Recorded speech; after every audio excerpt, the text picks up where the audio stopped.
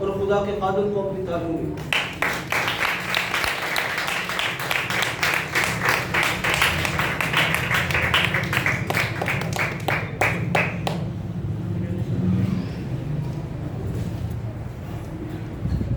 خدا کے زندہ کلام میں دیکھیں گے دوسرا سلاطین کی دوسری کتاب اس کا 20واں باب اور اس کی پہلی 3 آیات میں ہم تلاوت کریں گے۔ دوسرا سلاطین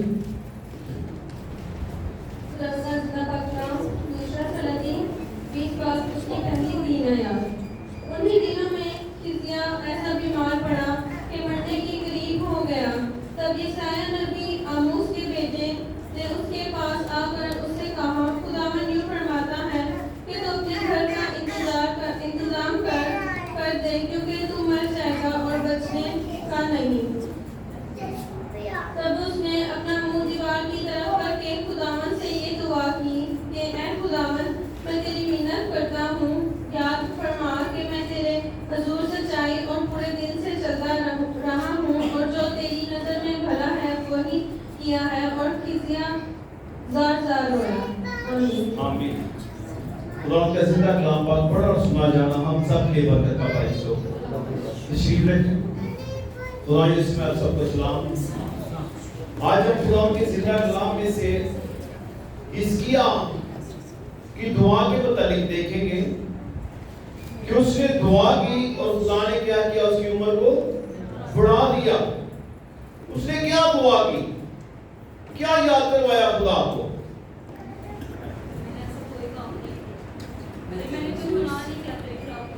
کہتے میں تیرے ساتھ سچائی سے چلتا رہا ہوں، میں نے کبھی گناہ نہیں کیا۔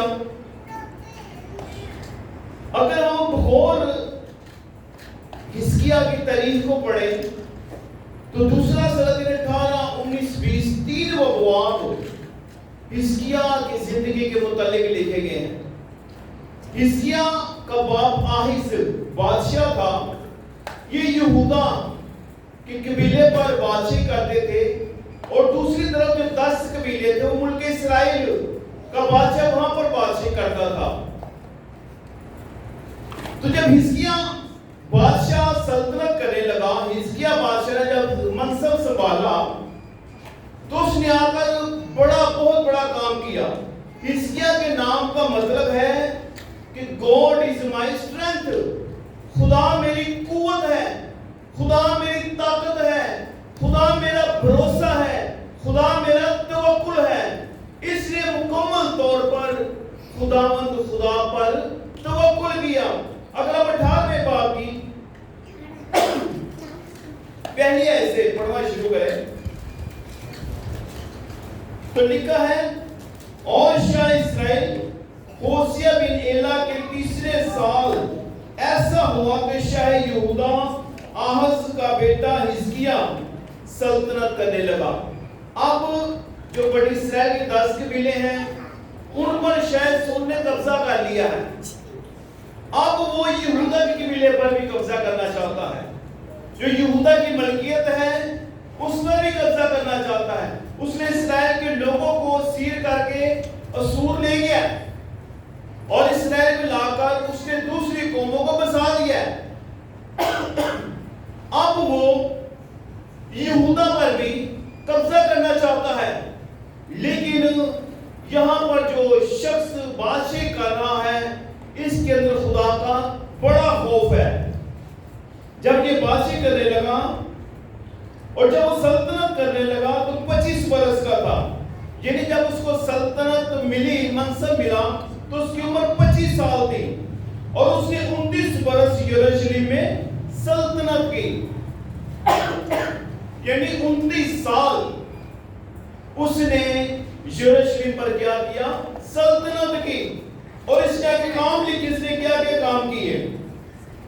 اس کی ماں کا نام ابی تھا جو زکریا کی بیٹی تھی، اور جو اس کے باپ داؤد نے کیا تھا اس نے ٹھیک اسی کے مطابق وہ کام کیا جو خداوند کی نظر میں بڑا تھا۔ یعنی اس نے داؤد کے جیسے کام کیے ہیں، اپنے باپ جیسے کام نہیں کیے۔ اس کے باپ نے کیا کیا تھا؟ ہر اونچی جگہ پر مذبح تیار کیا تھا، خدا کے لیے نہیں، غیر معبودوں کے لیے مذبح تیار کیا تھا۔ اس کے باپ نے اپنے بیٹے کو بھی آگ میں چلوایا تھا، جو خدا کی نظر میں بڑی بھیانک بات تھی۔ اور لکھے اور جو اس کے باپ دو نے کیا تھا، اس نے ٹھیک اسی کے مطابق وہ کام کیا جو خدا کی نظر میں بڑا تھا۔ اس نے کیا کیا؟ اونچے مقاموں کو دور کر دیا، یعنی جو اس کے باپ نے مذبح بنوائے تھے اس نے ان سب کو کیا کیا؟ گرا دیا، اور ستونوں کو توڑا اور یسیرت کو کاٹ ڈالا، اور اس نے پیتل کے سام کو جو موسیٰ نے بنایا تھا چکنا چور کر دیا، کیونکہ بنی اسرائیل ان دنوں تک اس کے آگے بہت جلاتے تھے۔ یعنی 700 سال گزر گئے تھے، وہ سانپ بنا ہوا جو پیتل کا سانپ موسیٰ نے بنایا تھا وہ وہیں پر لٹکا رہ گیا، اور وہ لوگ 700 سال تک اس سانپ کی، پیتل کے سانپ کی بھی کیا کرتے تھے؟ عبادت کرتے تھے۔ تو جب حزقیاہ منصب پر آیا تو اس نے، چونکہ اس کے نام کا مطلب یہ تھا کہ خداوند میری قوت ہے، وہ سانپ ہماری قوت نہیں ہے، وہ مذبح ہماری قوت نہیں ہے، اس لیے ان سب کو کیا کیا؟ گرا دیا، کاٹ ڈالا ان کو۔ اور وہ خداوند اسرائیل کے خدا پر توکل کرتا تھا، ایسا کہ اس کے بعد یہودا کے سب بادشاہوں میں اس کی مانند ایک نہ ہوا۔ یعنی اس نے ایسے ایسے کام خدا کے لیے کیے کہ خدا نے اس کی عمر کو بڑھا دیا۔ خدا مجبور ہو گیا، اس نے یاد کروایا خدا کو کہ خداوند میں نے تیرے لیے کام کیا ہے، اس نے اپنے لیے کام نہیں کیا۔ اس نے بنی اسرائیل قوم جو اس وقت تاریکی میں گری ہوئی تھی، وہ قوم جو غیر معبودوں کے پیچھے چل رہی تھی، اس نے اس وہاں پر اس ملک میں کام کیا، اس نے مذبح گرا دیے، یسیرت کو توڑ دیا، اور اس نے کیا کیا؟ خداوند کے نام کو سربلند کیا۔ پھر اس کے بعد حزقیاہ نے جب زور پکڑا، اس طرف وہ شاہ سور بھی پورے زور و شور کے ساتھ بنی یروشلم پر قبضہ کرنے کی تیاری کے لیے آیا تھا۔ اس نے بہت بڑی فوج یروشلم کے چگرد تعینات کر دی، اور حزقیاہ نے دروازے بند کر دیے، حزقیاہ نے ان کو اندر آنے نہیں دیا۔ اب وہ باہر پیغام بھیج رہے ہیں کہ تو کس پر توکل کر رہا ہے؟ تو نے سارے مذبح گرا دیے، اب ایک خدا، اب یہوہ خدا جس پر تو نے توکل کیا ہے وہ تجھے ہمارے ہاتھ سے نہیں بچا سکتا۔ وہ مثالیں دیتے ہیں کہ تو دوسرے ملکوں کو دیکھ کہ ان کے دیوتا کتنے زیادہ تھے، اور ہمارے بادشاہ نے ان پر کیا کیا؟ غلبہ پایا ہے۔ او اب تیرا تو صرف ایک ہی خدا رہ گیا ہے، ہم تیرے اس خدا پر بھی غالب آئیں گے اور ہم تجھ پر بھی غالب آئیں گے۔ حزقیاہ خداوند کے حضور چلا گیا، اس نے کاہنوں کو بلایا، لاویوں کو بلایا، اور اس نے کیا کیا؟ اپنے کپڑے چاک کیے، یعنی ان سب نے جو ہیکل میں ہیں ان روزے کی حالت میں ہو گئے، انہوں نے روزہ رکھا اور خداوند کے حضور دعا کی۔ وہ مسلسل اس کو تڑیاں لگاتے تھے، اس کو سخت پیغام بھیجتے تھے۔ انہوں نے ان کا پانی بند کر دیا کہ اگر پانی نہیں جائے گا تو یہ لوگ پیاسے مریں گے، دروازے کھولیں گے اور ہم کیا کریں گے؟ دروازوں میں داخل ہو جائیں گے۔ لیکن چونکہ ان کا توکل خدا پر تھا، ان کا بھروسہ خدا پر تھا، ان کی مدد خدا تھا، اس لیے وہ گھبرائے نہیں۔ اس نے اور زیادہ سخت پیغام بھیجا کہ اگر تم اپنے دروازے نہیں کھولو گے تو میں تمہارا بھی ان ملکوں جیسا حال کروں گا۔ میں نے ان قوموں کو بھی مارا ہے، ان کے بادشاہوں کو بھی مارا ہے، ان کے خداؤں کو بھی مارا ہے، اب میں تمہارے ساتھ بھی ایسے ہی کروں گا۔ جب یہ پیغام حزقیاہ کے پاس آیا تو حزقیاہ پھر خدا کے حضور ہیکل میں آ گیا اور اس نے اس پیغام کو پھیلایا اور خداوند سے دعا کرنا شروع کر دی کہ خداوند دیکھ یہ زورآور ہے، ہم اس لائق نہیں۔ اس سے پہلے حالانکہ حزقیاہ نے سونا چاندی بھی اس کو دیا تھا، کیونکہ اس کو پتہ چل گیا تھا کہ یہ بڑے پاورفل ہو کر آئے ہیں، یہ ہم پر بھی غالب آ جائیں گے، انہوں نے اسرائیل پر غلبہ پایا، ہم پر بھی غالب آ جائیں گے۔ اس نے سونا چاندی دیا، وہ سونا چاندی لینے کے باوجود پھر بھی نہیں ٹلے، پھر بھی ان پر غالب، پھر بھی ان کو شکست دینے سے باز نہیں آئے۔ تو حزقیاہ وہ نامہ لے کر اس نے خداوند کے حضور پھیلا دیا اور خداوند کے حضور دعا کرنی شروع کر دی، اور خدا نے اپنے بندہ یسایہ کو بھیجا۔ اس نے کہا کہ حزقیاہ تو نے مجھ پر توکل کیا ہے، تو نے مجھ سے مدد مانگی ہے، میں تیری مدد کروں گا، میں پھر سے تیرے شہروں کو بحال کروں گا، جن جو چیزیں بند ہو چکی ہیں میں پھر سے ان کو بحال کروں گا۔ اور خدا نے کیا کیا؟ خدا نے اپنا فرشتہ بھیجا اور ان کی 1,85,000 آدمیوں کو اس رات مار دیا۔ جب شاہ سور نے دیکھا کہ ہمارے 1,85,000 آدمی مر گئے ہیں تو واپس منہ لٹکائے ہوئے اپنے ملک کو چلا گیا۔ اور اس طرح خدا نے حزقیاہ کے وسیلہ سے یروشلم کو آباد کیا اور یروشلم کو فتح بخشی۔ پھر جب مزید کچھ سال گزرے تو لکھا ہے کہ 20ویں باب میں لکھا کہ حزقیاہ ایسا بیمار پڑا کہ مرنے کے قریب ہو گیا۔ اب یہ بے اولاد بھی ہے، اس کی اولاد بھی نہیں ہے، اب اس کو محض تقریباً کوئی 25 سال ہوئے ہوں گے، نہیں 15 سال 14 سال ہوئے ہوں گے ابھی اس کو سلطنت میں آئے ہوئے، اور اس کو پیغام آ گیا کہ تو کیا کر، اپنے گھر کو بندوبست کر لے، تیری یہ بیماری موت کی بیماری ہے، تو بچے گا نہیں، تو مر جائے گا۔ جب حزقیاہ نے یہ سنا تو اس نے اپنا منہ دیوار کی طرف کر لیا اور خداوند کو یاد دلایا کہ خداوند میں تیرے حضور سچائی سے چلتا رہا ہوں۔ سچائی سے چلنے کا مطلب ہے کہ خداوند میں نے تیرے لوگوں کی فلاح کے لیے کام کیا ہے، میں نے تیرے کلام کے لیے کام کیا ہے، میں نے خداوند تیرے لیے کام کیا ہے۔ اگر ہم خداوند کو اپنی نیکیاں جتائیں تو خدا کے کلام میں لکھے کہ ہماری نیکیاں خدا کی نظر میں کیا ہیں؟ گندی دچیوں کی مانند ہیں۔ ہم کبھی بھی اپنی نیکیوں کے وسیلہ سے خدا کو قائل نہیں کر سکتے۔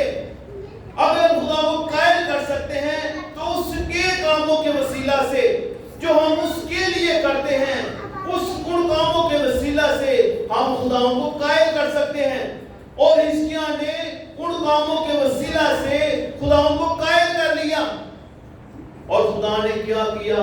اس کی عمر کو 15 سال خدا نے بڑھا دیا، اور پھر حزقیاہ بے اولاد تھا، خدا نے اس کو بیٹا کی صورت میں اولاد بھی دے دی۔ اب شفا پا چکا ہے،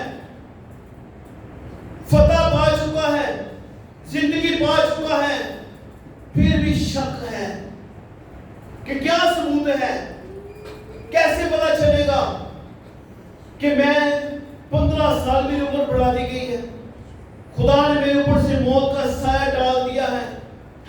تو خدا کا بندہ لکھے کہ شہر کے بیچ میں نہیں گیا، اس کو پیغام آ گیا کہ واپس جا، اس کے کو پیغام دے کہ میں نے تیری عمر 15 سال بڑھا دی۔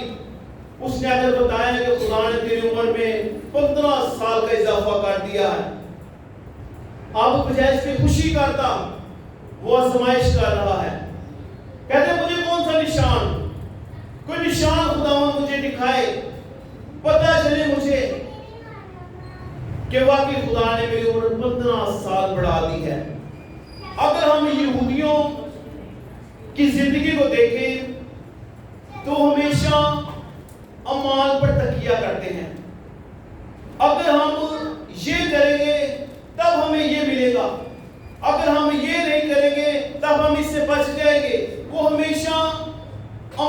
तकिया करते रहे हैं। इस चूंकि ये भी यहूदी था, इसने भी अमाल पर तकिया किया कि मुझे कैसे पता चलेगा कि मेरी उम्र 15 साल बढ़ जाएगी। तो खुदा के बंदा ने कहा कि आहज की धूप, ये डली हुई धूप का जितना ढल चुका था, यानी 10 दर्जे जो सूरज बढ़ चुका था, वो कहता है सूरज यहीं पर ठहरा रहे, आप मजीद ना आगे बढ़े, टाइम बदले, लेकिन सूरज यहीं पर खड़ा रहे।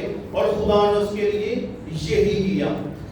यहूदी हमेशा अमल पर इत्काद रखते हैं, लेकिन मसीहियों के लिए क्या है? ईमान रखना है।